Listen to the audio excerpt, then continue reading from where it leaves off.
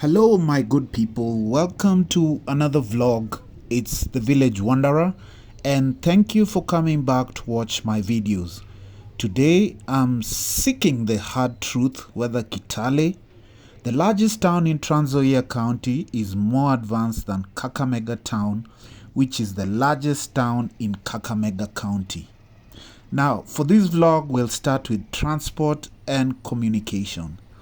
We know Kakamega town has the advantage of being in close proximity with Kisumu city, and the connecting road between the two urban centers is in top-notch condition, making the town easily accessible. This road was built during the 10 years Kibaki was president, and it's in very good condition, including having an interchange at a place called Chavakali and another one at a place called Kabirengo. These were notorious accident spots, and just building the roads to those international high standards made the road more safer, and those places are no longer dangerous black spots like they were before. So roads within the town are also well developed and updated, and relatively well maintained, so that makes Kakamega really developed. When you look at the standards of most towns in Kenya, it's a top. It looks much better than most places you'd go to, and with all factors remaining constant, could be the sixth city in Kenya if it keeps developing on an upward trajectory. Everything is in place, and what is needed possibly is just the business environment being enhanced, and there being availability of more social amenities, and just circulation of money in that area. So Kakamega is also served by an airstrip that operates daily commercial flights, and that's a big deal in terms of enhancing connectivity between other places, especially the capital of Nairobi and the town of Kakamega. Now, Kitale is largely accessible through the Eldoret-Kitale Road and the Webuye-Kitale Highway, which are both in great shape. The Eldoret route is currently being expanded and will enhance faster connectivity between Eldoret and Kitale, which is important, more specifically because Eldoret is on its way towards being the fifth city of Kenya, and a good connection between a good road network between Kitale and Eldoret will mean that business is enhanced between the two towns, and a lot can happen with regard to exchange of goods and services, and just things that can be able to be much more easily done when people can move faster between the two towns. So Kitale is also serviced by an airstrip that operates daily flights. However, if you're not able to get to the Kitale airstrip, there's still the Eldoret International Airport, which is not too far away. So there is that option, and there is the Kitale airstrip options. Just like in Kakamega, if you're not able to get a flight to the Kakamega airstrip, there is the option of flying to Kisumu International Airport and finding your way to Kakamega. So that makes both towns largely accessible, whether by road or by air. So Kitale is also has a big advantage in terms of having a railway link. However, the railway link does not have passenger services and has not been used for a while, so it really doesn't count. But if it were to be used or operationalized, then at least Kitale would have a rail service on top of air service, air transport and road transport. So rail transport would actually be an option in Kitale if the train service was operational. Now, communication in both towns is up to standard with the availability of most internet service providers and telco companies. This means 4G network is available in both towns. I'm not sure if Kakamega already has 5G network, but 4G network is available in both towns. Both towns have access to all the telco companies, most internet companies. So I could say both towns are par in that regard. However, moving into the future, Kitale will be more pivotal as a transit route to the Swamp border and further into eastern Uganda. So right now, that road to the Swamp border, which is not too far, it's about 34 kilometers if I'm not wrong, is still being developed. However, when complete, that makes Kitale pivotal as a transit route, and therefore, though currently at par with Kakamega with regard to transport and just transport and communications, Kitale might eclipse Kakamega as a major transit hub in the near future, because this is also where most vehicles coming from the north meaning Turkana, Lodwar, West Pokot and Turkana, most of them use this as a transit route on their way to Nairobi. So if we add Eastern Uganda as an active route, then that means there'll be much more activity in Kitale, more specifically for vehicles going to Eastern Uganda, vehicles going to South Sudan through the Turkana border as well. Now, when we go to business and retail sector, Kakamega is serviced by a number of national supermarket chains. There is also a wide variety of retail products in the supermarket shelves, and the business environment there is largely market-based, with fresh farm produce being the main commodity being transacted.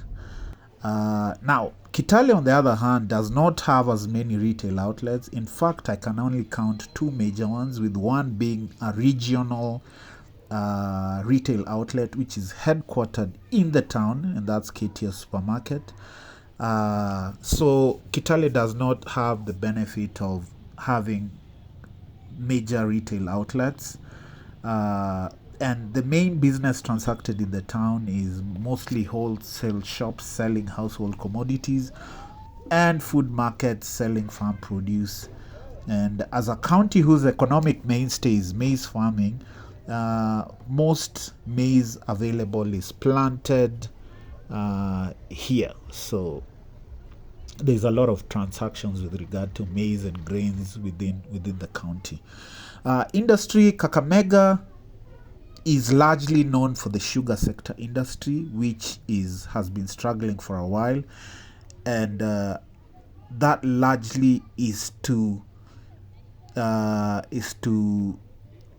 why the economy of that area has not been able to move as fast as it should, because companies like Mia's, Cabras, or Butali sugar factories are really struggling just to maintain operations. And on the other hand, Kitale is known for maize farming, so there's a lot of maize farming and the maize value chain in that regard. Kitale also has the benefit of having light industries that manufacture products like soap, cooking oil, and many other products. So I think in the area of industry, Kitale has an advantage over Kakamega. Infrastructure and social amenities. These includes roads, social amenities like public utilities such as markets, bus parks, sporting and recreation facilities. And in that regard, Kakamega has significantly improved road infrastructure, and a lot is happening with the development of other amenities. Case in point is the Bukungu Stadium, which stands out as the largest sporting facility in the western part of Kenya. Kitale, on the other hand, is still developing much of its road infrastructure. The stadium in Kitale is still under construction. It's just started being constructed. Markets are still under construction. Most notable developments that will make a difference within the town and give it a competitive advantage are still being constructed. So Kitale still has some way to go, unlike Kakamega, which is already established in that regard. Both towns have golf courses, which means for those upper market clientele who may be interested in settling in either town, then you can still have access to your golf facility or high-end hotels, which both towns have. Now, the number of recreation facilities that Kakamega has in terms of just public amenities, Kakamega boasts of a public park which is not available as yet in Kitale. So in that regard, Kakamega is much more advanced.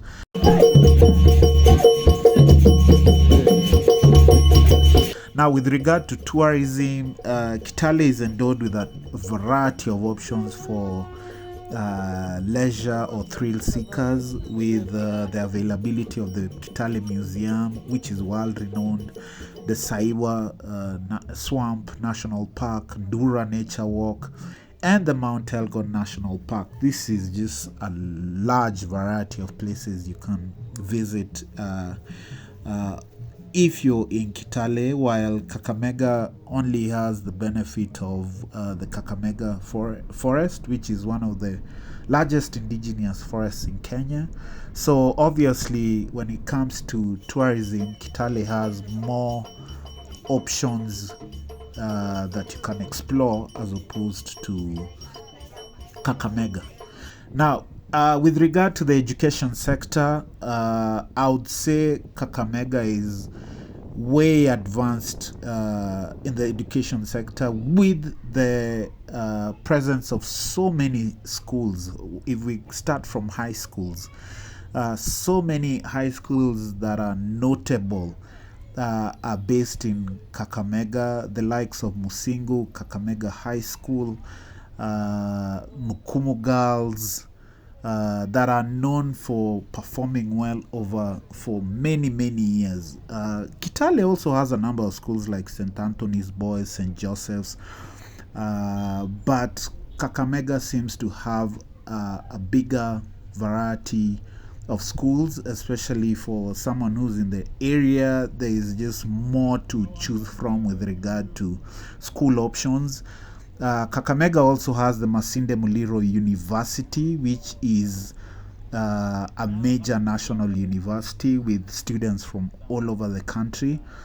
There is the Sigalagala Polytechnic and lots of other higher learning institutions where area residents or people from outside the country or other parts of the country can actually come to study. Kitale, on the other hand, does not have a national university. Plans are in place to set up one, but that is still ongoing. The biggest education facility in Kitale is the Kitale National Polytechnic.